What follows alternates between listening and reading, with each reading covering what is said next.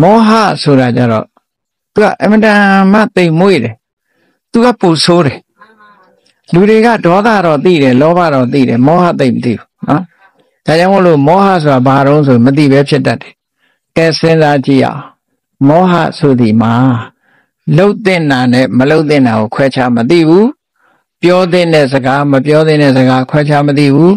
တွေးတဲ့နာမတွေးတဲ့နာကိုခွဲခြားမသိဘူးမသိတော့ဘာဖြစ်တာတုံးဆိုမလှုပ်တဲ့နာကိုလှုပ်တဲ့နယ်လို့ထင်တယ်လှုပ်တဲ့နာကြတော့မလှုပ်တဲ့မှုလို့ထင်တယ်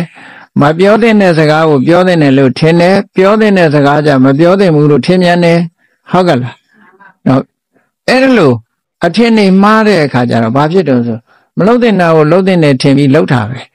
လှုပ်တဲ့နာကြတော့မလှုပ်တဲ့မှုထင်ပြီးမလှုပ်ဖဲနေတယ်မှားမှားယွင်းယွင်းနေနဲ့ပြဿနာမတက်ဘူးလားမောဟသမားလှုပ်သွားတာကိုယ်ရုပ်ကာယကြီးပဲအကုန်လုံးပြစ်တင်စရာတွေကြီးဖြစ်အဲ့ဒါကိုမောဟလို့ခေါ်တာနော်မောလို့ပါဇက်ကြီးဟနေတာကိုပြောတာမဟုတ်ဘူးမောဟဆိုတာတွေးဝေပြီးတော့လှုပ်တဲ့နာမလှုပ်တဲ့နာမသိလို့ပြဿနာတွေနောက်ဆက်တွဲတက်လာတာ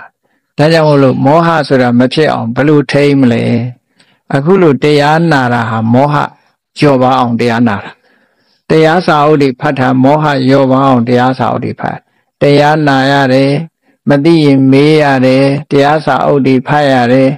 လေ့ကျင့်ရတယ်အသိဉာဏ်တွေရအောင်ကြိုးစားရတယ်ဒါမောဟကိုဖယ်ဖို့ကြိုးစားတာပဲ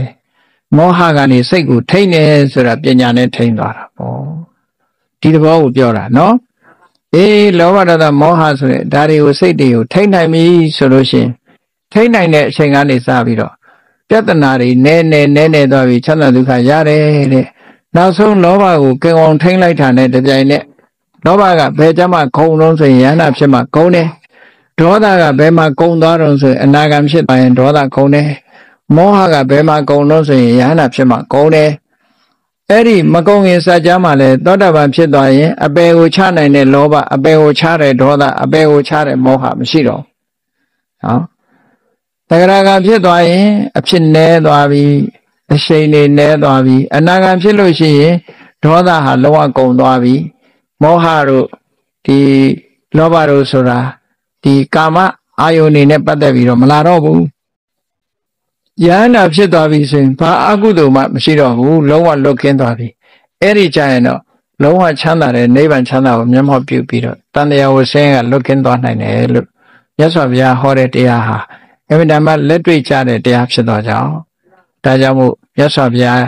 စိတ်တံဂௌတံဒုက္ခဝဟံလို့ဆိုတဲ့အတိုင်းစိတ်ကိုထိန်းနိုင်မှချမ်းသာရမှာလို့ကိုယ်